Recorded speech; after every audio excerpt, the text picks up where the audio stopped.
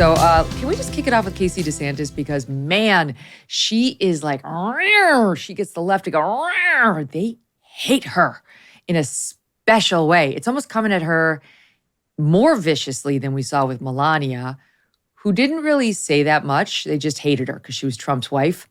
But Casey DeSantis hasn't said that much. She did appear in an ad, and maybe that's why they're really coming for her. I think we've got, do we have the ad with the Casey DeSantis ad? I thought we did. And yeah. All right, here we are, SOT 9. We've been told that we must deny truth, back down, and look the other way. But enough is enough. When you come after our kids, we fight back. Because there's nothing we won't do to protect our children. They're not yours. These are our kids. Our nation's children are all our children. We will not allow you to exploit their innocence to advance your agenda. We are no longer silent. We are united. And we have finally found our fighter. We're not going to let you impose an agenda on our kids. We're going to stand up for our kids. He'll do for America what he did for us. It's a good ad. It's one of the best ads we've seen from Team DeSantis. And look, she puts herself out there, so in it comes. But my comment is just about this particular viciousness of the attacks against her. And before I toss it to you, I'll just give you one example. This is from, is it MSNBC? Yeah, it's MSNBC, which had a panel discussion. David Jolly is the one commentator. He was a former Republican up until a few minutes ago. And Tara Setmeyer, watch. For many, she's the brighter side to Florida's angry governor. For others, she's become America's Karen. And I think that's the ultimate disconnect here with a campaign that needs to embrace more constituencies to get to the White House. Look, she is a more effective messenger than Ron DeSantis. But if all she is doing is amplifying the wrong message, she's actually clarifying Ron DeSantis's weaknesses. As I like to say, it doesn't matter if it's presented in heels or boots. The DeSantis doctrine's a losing one. We're going to learn that the more Casey DeSantis gets out there. Tara, I think David's beaten you in terms of taking my breath away during a segment. But real quickly, because I do want to move on to Mike Pence for a hot second. America's Karen, David Jolly. Well, I called her this, Serena Waterford wannabe needs to cut it out. We see you. So there's all kinds of names for her. She needs to stop trying to measure the great drapes in the White House and think that she's some kind of Jackie O reincarnate. Okay, Serena Waterford, for those who aren't familiar with Handmaid's Tale, is the main lead character. She's married to the abusive husband and forcing the handmaid to bear the husband's fruit, and she's a crazy lunatic. So that's how they want to paint her. She's Serena Waterford. She's America's Karen, as Jonathan Capehart just laps it up, Stu. Absolutely loves every moment of it. Of course. And it's just so shocking to watch this. I don't know. Maybe I'm in a different world. I don't know. We're going to have a back and forth in the primary between Trump and DeSantis and all these other people, and that'll all be sorted out over time. But when you watch the mainstream media talk about this, they turn Casey DeSantis into this horrible figure. I will say, my wife watched this ad, and my wife was literally audibly cheering it on as it was going. Now, she's not a super highly political person. She just wants to defend our children. And I think that is the reaction you get from that from a lot of people. Of course, politics plays into this, and everyone's going to analyze this. And I don't know if anyone on MSNBC actually believes the things that they're even saying. They're just going to try to trash whoever they think is going to beat Joe Biden, whoever else is running on the left. But like when you're talking about connecting with actual moms, when you're talking about connecting with actual voters in this country, this is the type of thing that is on their mind. They see this thing, these terrible images on their televisions every single night, and they want somebody who's going to stand up and at least tell them, hey, you're not nuts. You're not nuts for thinking that, boys are boys and girls are girls. You're not nuts for thinking that people marching down the street saying we're coming for your children is a threatening moment. You're not nuts for thinking your kids should be allowed to go to school and hang out with their friends instead of being locked up behind masks and Zoom calls. These are things that American voters relate to very closely, and they make Ron DeSantis out to be like he's the worst politician of all time. He went from winning by 0.4 points in his state to 20. Now, he might not be able to beat the former president of the United States. I mean, that's a very difficult task. But they make him out to be this terrible politician who can't relate to anyone. Casey DeSantis, they're mocking her appearance on Twitter right now.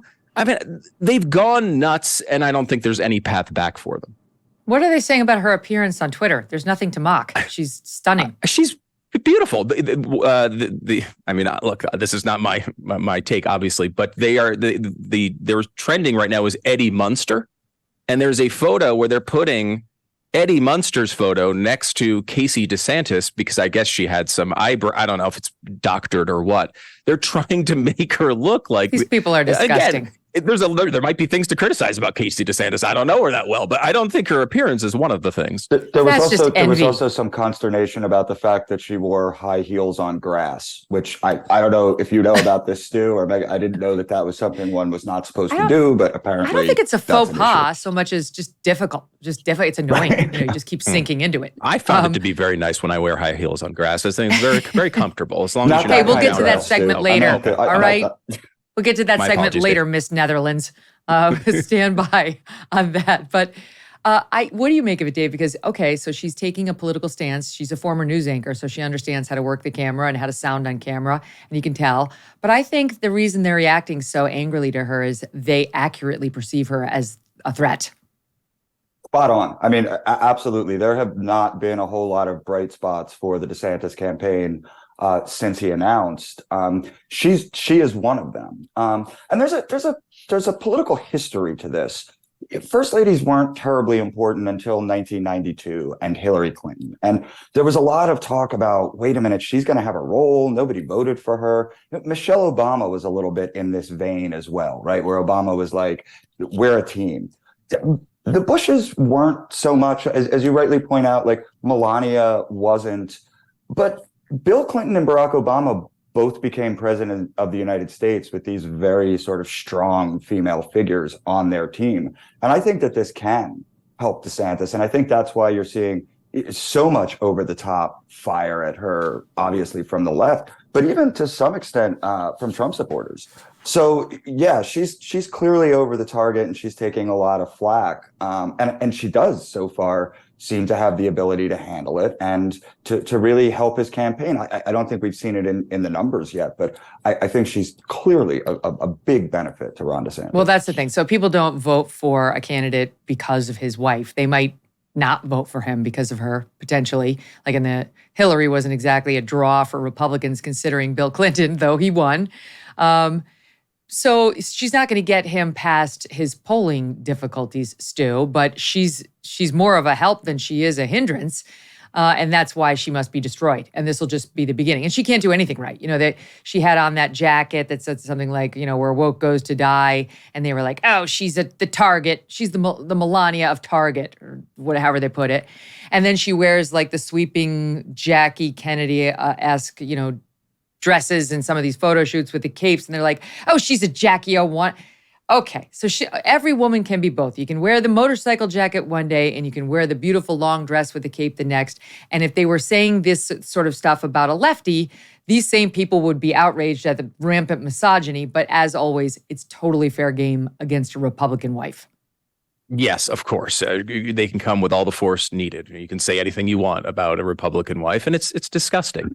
I think she is an asset. I think, you know, she's someone that can help. I mean, if there's been any criticism of DeSantis, that's been pretty consistent, is that maybe he's not the most relatable guy, and he doesn't come off as relatable, and she can help with that. I think, you know, having a beautiful young family is something that most politicians really, really want.